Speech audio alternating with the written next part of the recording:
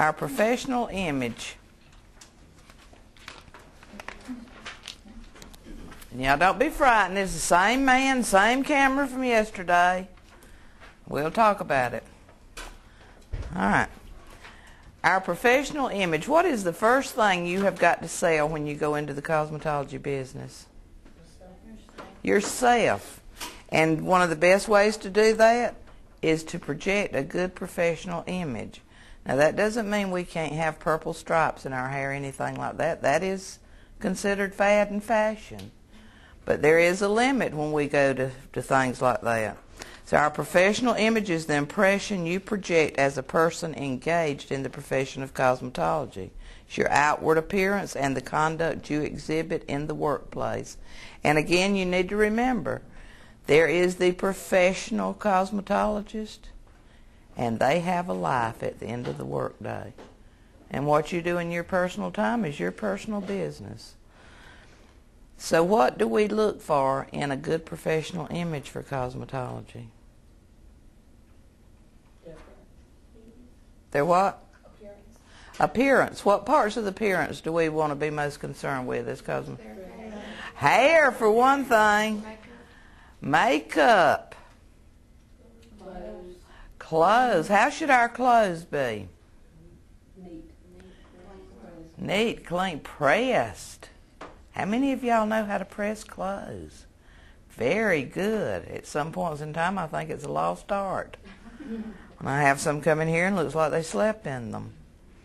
But that's okay, they're in school. But going out on the job is something different. Image is everything. This is the first impression that somebody gets of you when they walk in the salon. And who wants to have somebody do their hair that's head's all tied up or hadn't been combed in a week? Would you like that? Or let's say we've got the hairdressers lined up on the street and you're going to pick you one. Which one are you going to go for? Does that mean the prettiest one? No. It doesn't mean the prettiest one. That's where a lot of people get off track. You know, they think it's beauty. It's not beauty. It's the one that looks like they know the most about what's going on, stay up to date, take care of themselves, care enough to make themselves look professional. Beauty and wellness go hand in hand. So the first thing we're going to talk about is health. And for those of you that might have chosen this career to think that you're, you know, into a lot of money for easy work, you're going to be in for a rude awakening. You're in for long hours and very hard work. But it's very rewarding. Not very many people want to come to the beauty salon on Monday afternoon. When do they all want to come? Weekend. That starts kind of Thursday-ish, doesn't it? So Wednesday sometime, yes, if they got plans for Thursday. So that means Monday we may not even open the salon or we may not go to work. Tuesday we'll go in and do a little cleaning and a few heads of hair. Wednesday it begins to pick up a little bit. And Thursday, how many hours we going to work Thursday? How long? 8 to 10. 8 to 10. That's exactly right. And if we've got a real good clientele, we may ease on over there to 11 or 12 because we've got to work when the clients want to come. That's a disappointment to some beginning cosmetologists because they think they get into this business, they can set their hours to work when they want to. Now, once you develop a clientele, you have more control over your hours because people will be more willing to work with you as you've established yourself. And you can afford, after you get your clientele built up, you can afford to turn somebody down once in a while. They want to come at 6:30 Thursday night, and you yourself would like to join into some of those Thursday night festivities. You get to a point where you can tell them, you know, I just can't do it tonight. I have other plans. But you don't start off like that. First thing we're going to start with is health. And working those kind of hours, we have to really be careful about health because we're worn out Thursday and Friday. We work ourselves down. Sometimes we don't take time to eat as we should. And we certainly may not get enough sleep after we've worked 8, 10, 12 hours. We may have to go home and have other duties to do, family members to see about or spend time with. The word health comes from the Old English how, meaning whole. We are at our best when all the dimensions of ourselves, our body, mind, and spirit, come together as a whole. When you're in good health, when body, mind, and spirit are all working together and cooperatively, you will be able to enjoy the pleasures of life and work creatively, and productively. Optimal health increases your feelings of self-worth. If you don't feel good and you're standing there doing hard work on your feet all day in long hours, you're just going to get sicker and sicker. You're going to wear yourself down. So the main thing we've got to do is to create balance. Real beauty begins with health, and real beauty stays grounded in health. Health greatly impacts your energy level, your attitude, and ultimately your appearance. One of the most important factors in promoting and maintaining health is balance. What is balance? What are we trying to balance here? Nutrition, work, stress, family, even that blasted pressing our clothes we've got to do, more chores and all at home. We've got to try to balance it all out. So it's hard to achieve. You may be finding it hard to achieve. It probably hasn't bothered you yet. You're on a little high. You've started to school and you're already doing some things in school and you've got your other responsibilities that you had before school. But in 2 or 3 weeks, you're going to find that shoving this into your already busy schedule can get you off balance. You've got to adjust. You've got to change some things in order to put this into your day. So balance can be hard to achieve. For many of us, it can be a challenge to manage the stress. But when in balance, we are able to make the right choices. If you consistently undermine your well-being with poor choices, you may be leading a highly unbalanced lifestyle and putting yourself at risk for disease. What are we talking about with poor choices? Your eating habits, your sleeping habits, overworking yourself, not exercising, getting real stressed out when we shouldn't. I don't know what y'all's habits are about sleeping, but I can tell you I worked the night shift for 21 years. And I still like to go into that mode all along, stay up to 1 or 2 o'clock in the morning. But when that alarm rings about 6, the two do not mix. And you might can do it one night, and when you're young, you might can do it 2 or 3 nights. But after that, it catches up on you. So it's hard to get a balance of being in early in the morning. And I don't get enough rest. And that stresses me. So who done all of this bad stuff to me? Nobody but me. Eating poorly, smoking, drinking excessively, taking drugs, skipping exercise, holding on to toxic emotions, and lacking a sense of purpose are just some of the ways in which we create a disconnect between the mind and the body. What happens when the mind and body disconnect? What does that mean? You get where you don't remember. What else? Emotionally unstable. You become emotionally unstable. You lose your temper easy. You get depressed. There's a lot of bad things that can come for us. So we want to keep it all working together. And we need to remember that every thought sets off a molecular change in your body. So what is the difference in the molecular change that takes place when it's a bad thought as opposed to a good thought? Is there a difference? Sure there are. When we have a bad thought, what happens to our facial expression?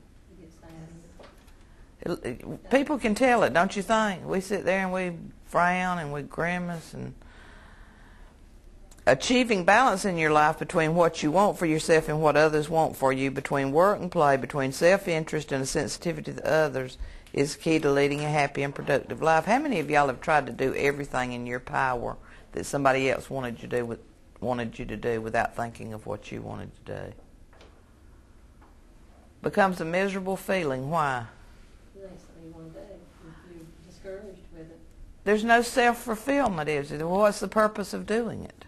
You know, after a while, you decide it just is not worth it. You ever been there? So you got to try to look out and do what you want and need to do to be healthy and productive, stress-free as possible. Looking your best. We've all heard clothes make the man. Wearing clothing that expresses your personal style and is also appropriate for your surroundings is the key to looking your best. Your clothing is your packaging. Anybody who has ever tried to sell something knows packaging counts for a lot. Let's focus on grooming, because it doesn't matter how nice clothes we wear, and if we press them, if we're not groomed, they don't look well. After a while, at a point in time, we're going to talk about the total look concept. You want to guess what the total look concept is?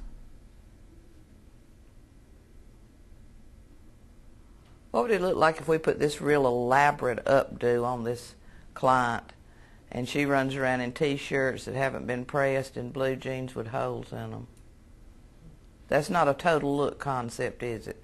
We do this elaborate updo. What kind of clothing does she need to wear with it? Or formal? Formal clothing? That's kind of a night hairstyle. So let's start with our personal hygiene. And I always laugh when I think about this, and I'm not going to spend a lot of time on personal hygiene. When people come into cosmetology, they're not the ones on campus that need lecturing on hygiene. If you have an interest in cosmetology, you already realize that you should bathe, wear deodorant, shampoo your hair, and all those good things on a regular basis. You've been doing this. If you really want to do cosmetology, it started crossing your mind a long time ago, probably before 3rd or 4th grade. How many of you can remember when you first wanted to go into cosmetology? What age were you? 14. 14.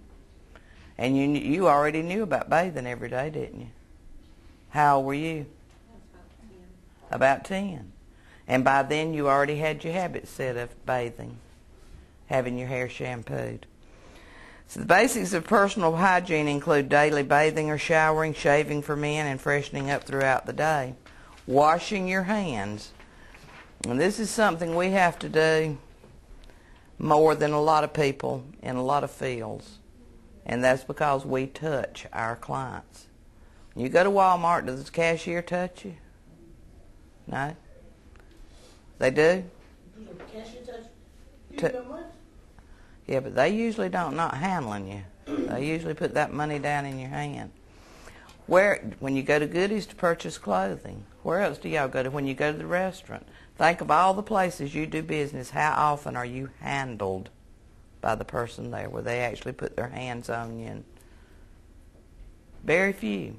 We do that. So we can spread a lot of diseases. And probably the first of next week, we're going to go over bacteriology and find out how easily we can spread diseases and how easily we can catch diseases because we do touch our clients. So we want to wash our hands on a constant basis. Use deodorant. Brush and floss your teeth. And remember that we're standing right over our clients. And whatever we smell like, that's what they're smelling, whether it be good or bad. And they give us a caution here in the book that tells us also, how many of us like to wear perfume? I like to wear perfume, but I try to be really careful with it because some people are allergic to it. And some people just don't like the smell of it if it's real, somebody said the other day about this woman that come down the hall, said I smelled her 10 minutes before she got there and 45 minutes after she left. So said I knew somebody was coming, I smelled them. So we certainly don't want to do that. More and more salons and spas are establishing a no fragrance policy on their premises because of allergic reactions. So the first thing they're going to do when they start discussing this is tell the operators, do not wear your perfume in here. The clients are complaining about it. Personal grooming. As a stylist, your poised and attractive appearance will ensure that your clients think of you as a professional. And a lot of people as they're younger say, what does it matter what people think of me? What does it matter what your clients think of you? It matters a lot. Why? That's tell everybody else what they think. They'll tell everybody else. They won't come back. What did you say? Paying you. That's who's paying you. And most of them, unless you start telling your personal business, they're not going to ask anything about it. But they certainly want to be pleased with how you look when they walk in. They want to see something on you that might spark something wanting them. That's like hair color. You know, if you're totally opposed to hair color, then you're not going to sell a lot of hair color. Why? Because you're not showing it, and you're not showing it off. And that doesn't mean you all have to go put red and green and purple streaks in your hair. You may just put one or two little highlights, just something to spark some interest in them and let them know that you do it. One of the most important aspects of good personal grooming is the careful maintenance of your wardrobe. Now, we're going to talk about personal sense of style here. And I dress to come to work in clothes that I choose, that follow the regulations that somebody else put forth. You know, frankly, I wouldn't mind flopping in here in my blue jeans and my flip-flops. That would be my personal sense of style. Why am I not allowed to do that? Image of the school. All right, one at a time. I knew y'all would have a lot of answers for that. What's your answer? Image of the school. The image of the school. What would that say about the school? I'm just a cosmetology instructor. What would that say? Are you asking me? Mm-hmm. That it's not professional. That the school itself is not professional, wouldn't it? Who else commented? I heard 3 or 4 of y'all. Why won't they let me by with that? All right, and what's an instructor supposed to do? It's supposed to look your best and reflect to us of what we're supposed to be. Try to teach you how you're supposed to dress to be a professional. And I can't do that in blue jeans and a ponytail and flip-flops, can I? Why then is the salon not a good place for you to express your personal sense of style? Might you offend some of the clients with your sense of style? Might you make the owner angry? Have you noticed that a lot of salons are making their operators dress in the colors that the salon is decorated in? And they distinctly have a dress code as to whether you wear slacks or even capri pants. Shorts are a no-no in most professional salons. The high-riding shirts are a no-no. The low-riding shirts are a no-no. Why is that? Well, some people would be offended. But who are your customers? Women. Children. Men. How many of these women are going to send their men there if you're there all exposed? None. And do you know it's nice to have a family salon? You know, because if you got a family of 5, all of them are spending money somewhere getting their hair done. Wouldn't it be nice if all 5 of them were with you? Unless you don't care to cater to children. That is the case in some salons, and there's nothing wrong with that.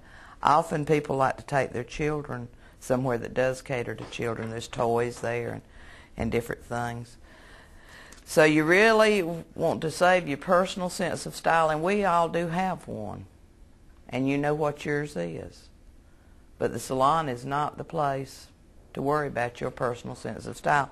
That is the difference in being a professional and being somebody that works in a salon or somebody that opens their own salon. And I have students occasionally that tells me, well, I'll open my own salon because I'm going to dress like I want to. And I'm thinking, I want to see how you make a living off of 2 heads a week.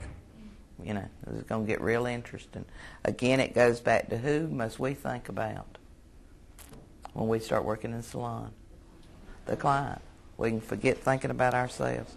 When you are interviewing for a position, you will want to visit many salons to get a feel for their energy and image, and to determine if that energy and image are consistent with the ones you wish to project. You will also get a sense of the dress code and the grooming policy.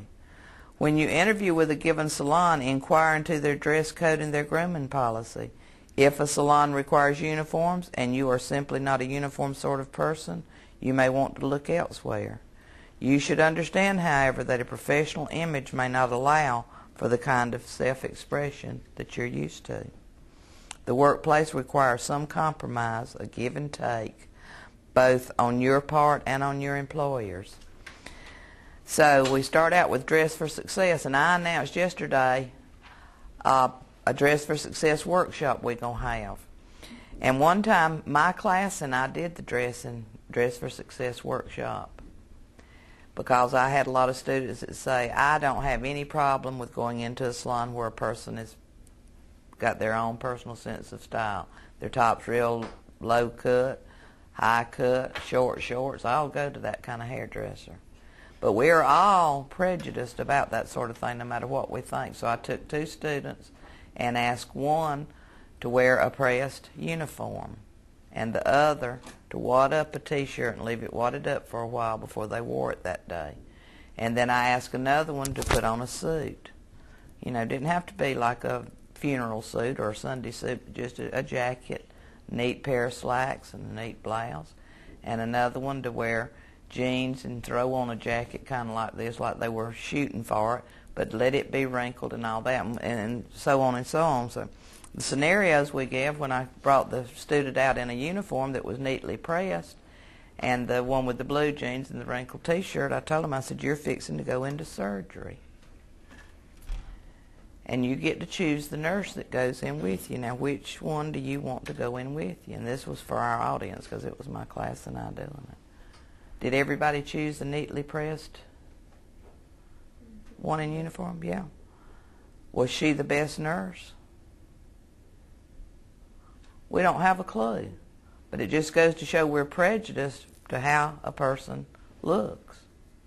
I told them about the one in the suit. I said, you've got in trouble with the IRS and you've being audited. And one of these is going to go represent you with the IRS. Which one do you want? The one that's neatly pressed and all that, or the one that's got on the jeans and the jacket that's all wrinkled? Everybody chose the other one. Could they done the best with the IRS? We don't have a clue, but how many of y'all would have made the same choices? You know, and it may not always be right to make that choice, but that is the choices we make. So think about that whenever you go for an interview, and that's what they're going to tell us in this workshop. At the salon, strive to have your hair, makeup, and clothing style blend harmoniously with the surroundings. What surroundings are we talking about? The salon you're going into to interview. It's always nice if you can take a look at the person that's going to be doing the hiring, what they look like. And again, that doesn't mean are they pretty. That means how do they dress. And therefore, you can go in already scoring some points with them by doing like they do. A few ideas out of many possibilities of classic wardrobe selections could include, for women, it might be an A-line skirt in simple muted colors with no patterns, coupled with a white or black silk t-shirt. Men adopt a comfortable, dignified, all-purpose look by wearing a shirt and tie every day with clean, tailored khakis. To some degrees, your clothing can reflect the fashions of the season with current colors, textures, skirt lengths, and so on. Should you stay in style? Sure you should. Depending on your place of work, it may be allowed or even appropriate to wear new-looking blue jeans or T-shirts that are clean and simple. You may find yourself in a salon that caters to the art world or to young professionals. Such an environment projects a hip, modern image, and so individualized and fashionable clothing may be worn by each individual. Just remember to tune in to that shop's energy and clientele. You should always be guided by your salon's or spa's dress code with regard to these matters, but here are some guidelines.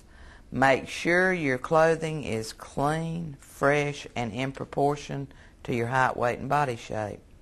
Choose clothing that is functional. Wear clean undergarments every day and keep them out of view. Underwear elastic peeking out of your pants, exposed bra straps, or the glimpse of a slip are inconsistent with a professional image. Accessories are best kept simple and attractive. Socks or hosiery need to be free of runs. Keep shoes clean and comfortable and with good support. Remember, you're going to be on those feet 10, 12 hours a day. Because feet perspire quite heavily over the course of a day, it's a good idea to use natural foot powder and alternate your pairs of shoes. Then we go into our hair care. Why is it important that we take care of our hair? Because that's what we want to do to other people if we don't do it to ourselves. Just as clothing can reflect who you really are, so can your hair and makeup choices. And oftentimes, if we've got this client that we've been wanting so badly to cut their hair, and we'll cut our own hair into a new style or whatever, what does it spark with her? She sees it and you look so cute with it, and now all of a sudden she's wanting a haircut, which you've been trying to get her to have for the last 6 months. It just kind of gets the ball rolling. What you do, often they will follow. It's amazing. They look to you as their advisor in their hair care. Make sure you keep your hair trimmed. Use products on your hair. If you use products on your hair, makes it easy to sell them products to use on their hair. When they say, how did you get your hair to poof up? Oh, I'm using so-and-so. You know, do you sell that? They're right ready to buy. And then that's a good thing. Also makeup, and I usually get into some discussions with classes about makeup because a lot of people tell me I just do not wear makeup. Does everybody in the salon environment have to wear facial makeup? No, they don't. Why then do you have to do your hair if you don't have to wear makeup? Because everybody doesn't wear makeup, but there's very few people that don't do things with their hair. Very few salons stock facial makeup to sell. So what did we start out this lecture saying? That we've got to do some of the things that we're going to sell. We've got to sell ourselves. To me, I feel lost without my facial makeup, but that's because I've worn it for several years, to say the least. But a lot of people do not like facial makeup. A lot of people have facial breakouts when they wear facial makeup. But if you wear makeup ever, then you need to put it on and wear it every day to work, you know, and project that image. And it may be a line you want to get into. And when we get into salesmanship, we're going to talk about these companies, these name brand companies that will manufacture makeup for you and put your label on it. Did y'all know that? Makeup companies are really good at it. Therefore, you can have what to your client is your private line of makeup. Wouldn't that be nice? Now we want to talk about a healthy mind and body. We've focused on our external appearance. Now we want to look at some very important issues on how to protect and sustain the inner person. First thing we need to do is reduce stress. Stress is so present in our lives today that the World Health Organization has classified it as a worldwide epidemic. Stress is defined as the inability to cope with a threat, whether it's real or imagined. It's to our well-being that results in a series of responses and adaptations by our minds and bodies. Stress can be thought of as any situation that causes tensions. Some experts believe that up to 80% of visits to doctors are related to mind and or body stress. Can we be stress-free? No. But can we control a lot of the stress that's in our life? Absolutely. I just got back from vacation because we have to take our vacations in between quarters. And I went to this country, and I don't think anybody there has depression or stress. Everybody is smiling all the time. They're never in a hurry. When you ask them to wait on you, ever been in restaurants around here where you get your head snapped off? Ask for help. Y'all got that? They kind of slap the plate down hard when they come and bring it. None of that kind of stuff. You ask for anything, no problem. That's just how they answer you. No problem. And I'm like, geez. I told my husband when I got home, I said I felt like I'd been dropped in another planet. No road rage like we had. There was very few traffic lights and very few stop signs. And somebody starting to pass, and you know how mad that can make us. We already running above the speed limit and all that. And there'll be a car coming head on or whatever, and they'll pull over and let them come on around, and they'll toot the horn and wave at them. I'm like, I cannot believe this. I am serious. And I'm thinking to myself, you know, they're in a lot better health, I bet, than we are, although it was a real, real poor country, and it looked pitiful the way they lived. But they did not let that stress them out. So I'm not standing here telling you can get rid of all stress, but a lot of the stress that you have is self-inflicted, and you brought on yourself, or that is the case with me. So try to get stress down as much as you can. There is going to be stress in the salon, and it's according to how you handle it as to whether it gets you down or you going to be productive the rest of the day. So as you work in the salon environment, you may often feel that you have selected a particularly stressful arena in which to work. Some ways you have. Because we are trying to make somebody else feel good about themselves. That's kind of a hard job, isn't it? As a beauty professional, you have to deal with the high expectations of your clientele and your employer. You have to handle a wide range of personalities. You may be asked to work faster than you wish, and standing on your feet all day does not help matters. Some individuals actually thrive, though, under this pressure. How many of y'all operate a little better under a little bit of pressure? I've got to have a little bit of pressure to work under. And I'd rather, you know, y'all may hear me say something about having so many students. I do get tired of being loaded down with piles and piles of students all the time. But when I get a new group of students, I do better with a group like I've got now than just 2 or 3.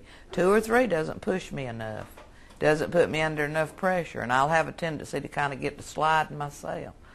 So some amount of stress or pressure is good for us. It makes us operate at an optimum, but then it becomes too much pressure after a while. So that goes to show that some of us do thrive under it. That also depends on your personality type, your temperament, physical health, and your coping skills. Some people fly off the handle a lot quicker than others, and I'm sure you're aware of that. Some of us may tend toward anxiety in a stressful situation. Others become angry, and others just simply withdraw from it. So think about your own coping style when you are under pressure. That also goes to booking your clients. You want to be careful how you book them. If you know you can't take pressure, then you don't need to be taking clients every 30 minutes as you book them. You need to give yourself 45 minutes or an hour. So just because Jane over here is booking them every 30 minutes don't mean that's what you've got to do. And it doesn't mean that you're going to make that much less money than she does either. Try to set a routine. If we have a routine to follow, and that's one reason I hate for my students to be out. So if y'all looking for me to start turning you out, I get all out of my schedule. I get all out of balance when I'm off work because I like my schedule. It helps me to get things done at home because I know I got to come back to work the next day. Then it helps me to enjoy my weekends more. When y'all are gone, I'll have a tendency to lay out of work and stay at home because I got leave and I can. I don't accomplish anything here, and what do you think I accomplish at home? Nothing, because I just dilly-dally. There's nothing pushing me to get anything done. So set you a routine, and that helps you to accomplish more. Take time out for rest and relaxation. It sounds like I've been lecturing you and want you to work yourself to death, but if you don't get an appropriate amount of rest, and you don't learn to relax, then you're not going to keep functioning. Adequate sleep is essential. Renew yourself with relaxation. Change your routine occasionally. Nutrition. I've been real interested on the news here lately. They are changing the basic food groups that we've all been taught since I was a child. They didn't change a bit from the time I was taught it to my children were taught it. Now my grandchild was being taught it. They're going to change it. The Food Guide Pyramid was developed by the U.S. Department of Agriculture. It is an efficient guide to selecting nutritious foods. And it has groups of foods that we need. That's why they sometimes caution us about going on these fad diets. They'll remove a certain type of food. So you want to learn to eat a wide variety of food. And the problem that cosmetologists have as they begin working in the salon is an insufficient amount of time to eat an appropriate meal. Now, your clients do not care that it's 1:30 or 2 o'clock and you haven't had lunch. What do they care about? Their hair. It's up to you if you know you've got to sit down and eat a meal, and it's not good for us to eat fast either, and us hairdressers have a tendency to do that. So you need to decide what your eating style is going to be, what you're going to eat, and plan ahead with your clients. Some people need that hour to sit down. Some people, 30-minute lunch does well. So decide what it is that you've got to have. While good nutrition is vital to our overall well-being, the importance of regular physical activity cannot be overemphasized. And I used to always feel like I have moved my arms and I have walked and I've been on my feet all day. I shouldn't need any exercise. Is that true? No, because all of that, believe it or not, really doesn't count. We've got to do some other things. And that is walking or running or exercise, playing tennis, whatever you enjoy doing. Now our physical presentation. We really felt like we went back to kindergarten with this. How many times did y'all hear as children, hold your shoulders up, straighten up. You're going to have a hump on your back if you don't quit leaning over, quit slouching in the chair, sit up at the table. All of that sound kind of familiar? Well, when you start shampooing, I'm not going to have to tell you to stand up straight. Because shampooing is one thing that will get your back the very first shampoo you do if you slouch. And then if you've got another one pretty quickly after that, and you start slouching at your chair, it won't take you long to decide that you've got to have good posture, or you're not going to make it after 2.5 hours of work. You're already in pain in your lower back, your shoulders, your arms, your legs, your feet, everything hurts. So it's very important. Posture is very important for our physical presentation. It also shows off your figure to its best advantage, and it makes us look confident. What is the most confident looking, like this or like this? We've got to remember again, it doesn't matter that we've got the latest style hair fashion. We've got on neatly pressed clothes. We got to let them know we're here and we want to serve them, and we're in a good mood about doing it too. It can also prevent fatigue and many other physical problems. When you work as a professional cosmetologist, you're going to spend a large amount of time on your feet. Good posture is one of the best aids to keep you able to work. Should be developed early in life, then reinforced through self-awareness and regular physical activity. That's all we're doing here, is just reminding you about what you was taught before. Some guidelines for achieving and maintaining good standing posture are keeping your head up and chin level with the floor. Keep the neck elongated and balanced directly above the shoulders. You know, some people tend to let their head sink on down into their shoulders. Keep your neck elongated. Lifting your upper body so that your chest is out and up. Do not slouch. Hold your shoulders level and relaxed, not scrunched up. Standing with your spine straight, not curved laterally or swayed from front to back. Pull your abdomen in so that it's flat. Keep your hips level horizontally, making sure they do not protrude forward or back. And flex your knees slightly and position them over your feet. Most of the time we're standing, but do we not do manicures and pedicures? We're going to stand up for them? Nope, we're going to be sitting down. So we've got to learn to sit properly. And doing pedicures, that's very difficult. And that's why they're making our stools lower and lower, so that we don't have to sit in a high chair and then bend over in a real uncomfortable position. Keep your chest up and rest your body weight on the full length of your thighs when sitting. Keep your back straight. Keep the soles of the feet entirely on the floor. Do not cross your legs or your feet at the ankles. And that's also very bad for your circulation if you cross your legs. No bending forward from the waist or stooping forward from the shoulder. Bend from the hips or sit on a chair or wedge-shaped cushion that tilts forward. One of the things we're going to use the most while we're in the salon, without being aware of it, is our feet. And all of us like them fashion shoes, don't we? Boy, I love shoes. I have a weakness for shoes. But in choosing shoes,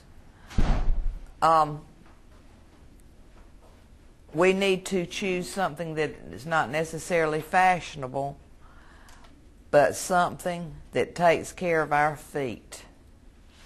Have some type of support. On average, your feet will carry you more than 115,000 miles in our lifetime. So shouldn't we treat them right? So what type of shoes should we wear? Our flip-flops? Cushion shoes. Cushion shoes. Doesn't hurt to go get us some of those with the little, I call them shock absorbers on them. Good support. Where your feet can breathe on them. Right. Some of them aren't so pretty, but how many hours are we going to be on them? So I always tell my students, don't do what I do, but do what I say do. I've got all kind of places on my feet now from wearing fashion shoes when I first started working in the business. Of course, we didn't have the choices of the type of leather athletic shoes you have now either. But that's a bad mistake because my feet bother me a lot now. And I can put on those fashion shoes just as soon as I'd have got off work, if I'd have realized that instead of wearing them. We had the platforms very much like what's in fashion right now. And I wore those a lot, and I regret it. So, don't invest a lot of money in uniforms if that's what your shop requires, but invest in something, some good support for your feet. How many of y'all have ever wore a pair of shoes that hurt your feet? Did you smile? You ever notice there seems to be something attached to from our feet to our mouth? And if shoes are pinching our lips, we'll just not smile. I don't know what the problem is, but there seems to be one there. Something that's going on now, and it's especially catching on in the cosmetology field, and I'm glad it is called ergonomics. And used to, we came in and fit ourselves to whatever chair and counter level and shampoo bowl level and manicure table and chair that was there. If the person that had worked ahead of us or before us had this equipment and they was 5'11", they had to adapt to that. And we were only 5'3", we had to adapt to it. So if it was up tall, you stretched up. If it was down low, you bent down. But now they are fixing our equipment and our small little equipment, such as scissors and all, to be ergonomically fixed to us. Ergonomics is the study of human characteristics for the specific work environment. It attempts to fit the job to the person instead of, like used to did not work, fitting the person to the job. The principles of ergonomics are being applied in more and more workplaces. So monitor yourself as you work to see if you are gripping or squeezing implements too tightly. I'll have students all along to ask me, will you order me a pair of scissors? I said, no, I'm not ordering you any scissors. Well, why? I bought a mannequin from you. These other things you have there. Scissors should be fitted to your fingers just like shoes are fitted to your feet. And there's nothing more aggravating than getting a pair that does not get at the comfortable place on your fingers and stop without binding. You get them too big and they slide down, and every time you make a cut you got to stop and pull them up. If they're too tight, then they do bind on your fingers. They're not ergonomically correct for you. The scissors I use will work with 2 or 3 of you students, but the rest of you they would be uncomfortable for. So shop for your shears and scissors and thinning shears to fit you. You can get the same brand I get. A lot of companies are even getting the little bands that you put in the finger holes to make them smaller, if you'd like that. Now to me, I'd rather have a pair of scissors that's a little bit small on me than a little bit big, because the big ones slip down, and every time you got to stop and move them. You make a cut and you got to stop and move them and stop and move them. So that's what ergonomically fitted to you means. Bending the wrist up and down constantly when cutting the hair, using a blow dryer or using a round brush, not good for you. Holding your arms away from your body as you work, or holding your elbows above a 60-degree angle outward from your body for extended periods of time. I tell my students, if you feel like you're doing aerobics or something while you're doing hair, then you're doing something wrong. And you can try a couple of these things. Put your arms out in front of you and hold them for a minute. And notice when they begin to get tired. Stick them out there. I got to put mine down. Let them down as you begin to feel them get tired. And I don't mean when they get tired, but as you begin to feel that, let them down. Yeah, they're beginning to go down. Now hold them like this. And you notice right off you're more comfortable. You don't feel the stress up here. So why are you working out like this? You know, our chairs let up and down so that they work with our height. Step up a little closer to your client. And that's what they're talking about. You get where you're comfortable because it's you that's got to do this all day long. Bend forward and or twisting your body to get closer to your client or to reach for something. That position could result in neck or back strain. So again, let the chair up or down. Standing for long periods of time in ill-fitting shoes can lead to leg and back fatigue. And try some of these measures. Adjust the height of the chair. It's an easy thing to do. You just pump it up a little bit. Gently tilt the client's head as necessary. You want their head bent over a little bit. You're back here. You're holding on to it. Just tilt it. You know, a lot more comfortable for you than it will be to get way down and try to come up under it. And it's going to only be for a moment or two. During hair cutting and other hair services, keep your wrist in a straight or neutral position. Keep your shears sharpened and lubricated so they move easily and you don't have to be fighting them open and closed.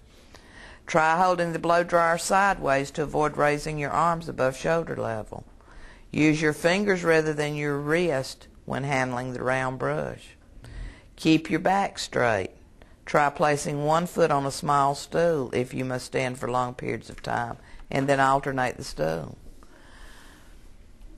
If possible, use a cutting stool and adjust as needed. Wear comfortable, well-fitting, low-heel shoes. You notice the shoes are falling in everything we talk about. Professional type shoes. When giving a manicure, avoid reaching across the manicure table. When giving a pedicure, keep your back straight. Your work environment would likely benefit from an ergonomic assessment. That means go through and see what you can do to change things that seem to be giving you problems or making you fatigued or uncomfortable. Evaluate your workstation according to this criteria. Workstations should have adequate space between them so that you and your co-workers are not bumping into each other. Cabinets should be easy to reach. So sometimes a rollabout is a good idea. And a rollabout is a tray, and sometimes it'll have drawers in it or whatever, and you can just push it all around. It's got rollers on the bottom of it. There are cutting shears and other implements available that make it easier to maintain a relatively neutral hand and wrist position. Now they're making freestanding shampoo bowls so you don't have to stand to the side. You can stand to the back or partially to one side, and that's much more comfortable. Hydraulic chairs are raised or lowered at least 5 inches. Manicure tables with armrests for your wrist, and facial chairs that are adjustable in height. If you work in an environment that has any physical discomfort built into it, as most of us do, try to counter the problem by including regular stretching intervals in our schedules. And we talked about visualizing yesterday in our lecture. Now imagine this. And all you've got to do is imagine yourself, and they show a right pretty salon here. Imagine yourself sitting there in the chair or behind the shampoo bowl or wherever. And this goes right back into our visions and missions and goals. All right, do we have any questions? Did we learn anything? Most of us learned about ergonomics if we didn't anything else. Most of it was repetitious from childhood. But ergonomics have helped a lot. When I started in the field, shampoo bowls would be way up to here, and they were real strenuous for some of us. But I did find out if they put it too low for us short people, it certainly, you know, if they got it too low for me, then anybody else probably that come in the salon, they were very, very uncomfortable because it caused you to do a lot of bending. So ergonomics are really helpful.